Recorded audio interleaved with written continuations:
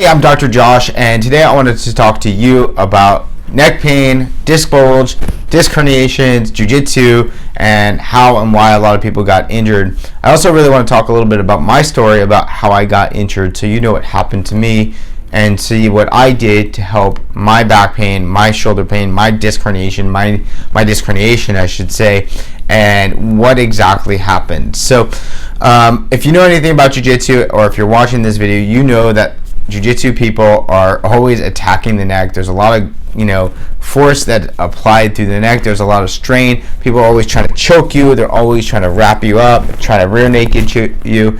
And so I personally got injured when I was still a white belt, and I got guillotined. I was not feeling any pain. I felt fine. I didn't feel a choke or anything. And then somebody shifted their hips out, and boom, right away my neck got cranked and I started feeling shoulder pain. Now, a lot of times when it comes to neck pain and shoulder pain, the first thing you need to try to do if you did suffer this is try your best to get out of pain. That's first things first. Phase 1 is get out of pain.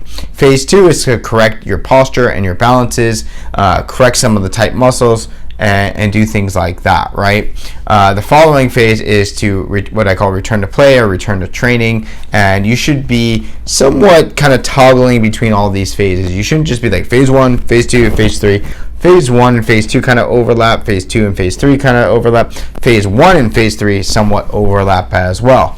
But when I had my disc herniation, when I had my neck injury, I was literally in a guillotine. The guy shifted his hips, popped my neck, and I immediately felt some neck pain and some shoulder blade pain. So I'll show you the most common injury, or the common site that most people actually feel pain when it comes to neck pain is actually right here. So a lot of times it's right in that shoulder blade. So a lot of people like rub out that knot, and it's not wrong to rub out that knot, but just know that that area or that irritation of that dorsoscapular nerve or rhomboid or those general regions are often as a result of a disc or a neck related injury. When it comes to a disc injury and Jiu-Jitsu, I mean, people play inversion, as I said, games. They play a lot of different games, and a lot of people ask me, should I quit? What should I do? If people are first off like maliciously going out there to hurt you, that's probably an indication that you're either hurting other people or that maybe it's not the right school for you, okay? So I don't necessarily like people to quit what they love to do. As a jiu-jitsu practitioner for 10 years myself, who sustained a neck injury to the point where I literally had numbness and tingling going down to my elbow. I had somewhat loss of motor function. If you know anything about that, that really means that you don't have the capability to actually do certain activities. I could not do a side plank without collapsing. So if you're familiar with a side plank where somebody holds you out like this or like this on your side, my left side could do it no problem. I had a nice strong shoulder blade, but the right side completely collapsed as a result of the discomfort and pain. I actually had no pain at that point in time into the shoulder blade, but I had no motor coordination. I literally could barely do anything, and I had to take about 2 years off. It took me a lot of mental energy to recover. I was a little scared of going back, and I will say when I did go back after about 2 years, I did go back once a week and then twice a week, and I slowly built up. So if you've suffered a major injury, whether it's neck pain or anything like that, what you're really going to notice is that sometimes there's a lot of fear that gets in the way, and that's okay. Okay, I just want to let you know that is okay, but you do have to build up the time. You're not going to go from 0 to 100%. You're not going to go from training once a week to training 5 or 6 times a week. And it's just not okay to do it that way, because you're going to end up risking more injury. So one of the common signs or symptoms that you may have herniated a disc or bulged a disc, and there's two differences, and you can check out some other videos that I talk about that later, but some of the common signs or symptoms is a lot of neck pain, shoulder blade pain, throbbing, aching pain, numbness, tingling that goes down into the shoulder blade, maybe down into the arms, maybe even down into the fingers. There could be loss of weakness.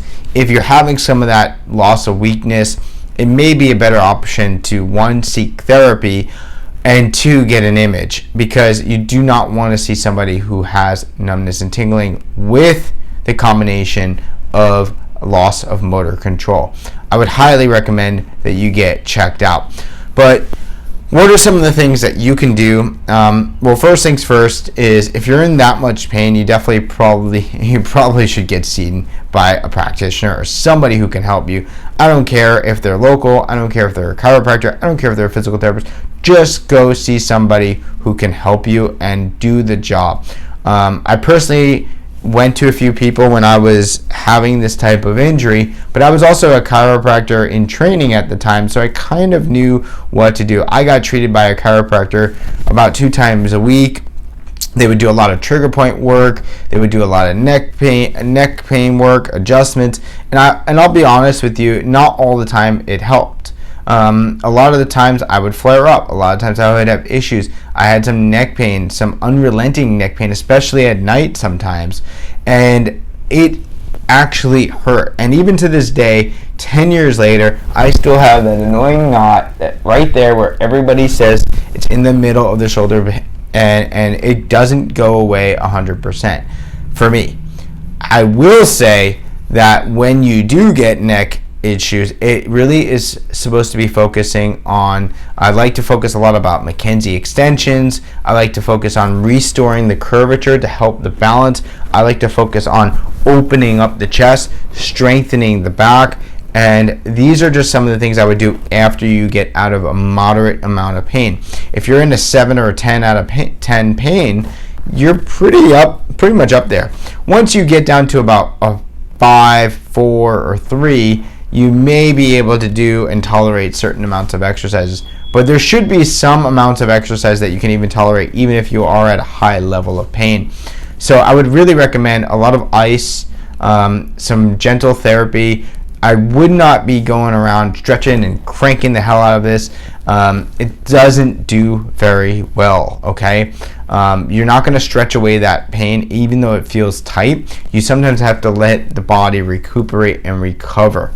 So some of the things that I did when I was in a lot of pain is I would do some neck extensions. I would do some chin retractions. I did some basic movements side to side. I focused on a lot of my posture, and maybe, during those 2 years, I did go back right away to Jiu-Jitsu, but there was a point where I really kind of had to stop because I just didn't have the strength. Literally, I just had no strength. I couldn't move the shoulder blade.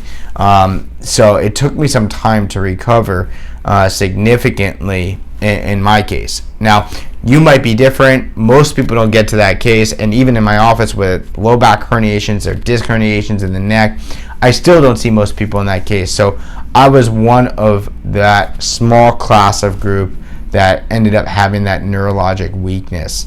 And it does heal over time. To be honest, most of them do heal. But if you're not healing, first of all, you need to go see a therapist. If you're not healing, then you need to go down the chain and see what you need to do next.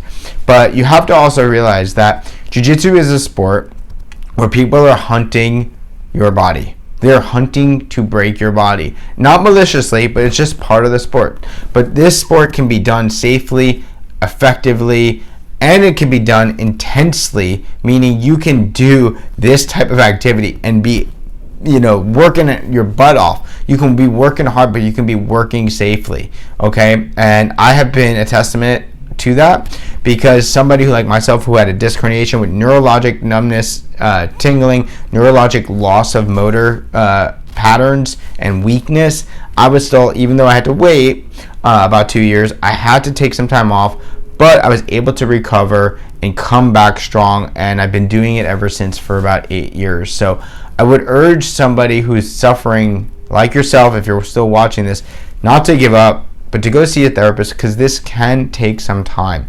If you have any questions, feel free to reach out. I know that Jiu-Jitsu is maybe your passion. I know certainly it's my passion. And anybody who tells me to stop doing what I love to do, whether that's chiropractic or Jiu-Jitsu or working out, I'm probably not going to listen to them. So what I'm going to do is help you get to where you need to go. And if somebody, whether it's me or another therapist, is not helping you get to your goals, I would ask you to ask them, or maybe don't ask them out loud, are they really on your side? Do they really have your best interest? Because your best interest is probably to go back to jiu-jitsu.